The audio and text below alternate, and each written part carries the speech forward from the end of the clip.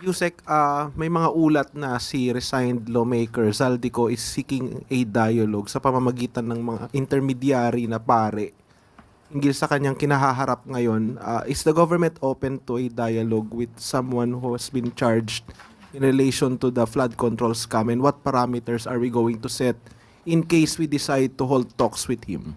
Sa ating pagkakarinig, siya po ay nais makipag-ugnayan sa ombudsman.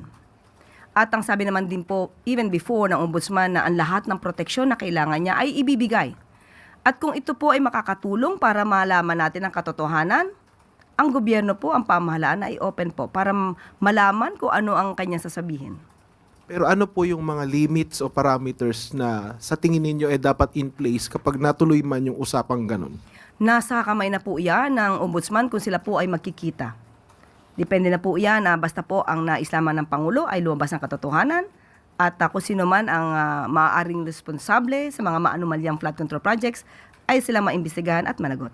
Pero on the part of the administration, kasi yung ombudsman is hiwalay po sa bureaucracy natin, no? So sa part ng government, sa admin, open ba kayo sa similar na discussions with former representative ko? Wala pa po naman siyang binibigyan na suggestion na siya ay makikipag-usap sa Pangulo o sa administrasyon.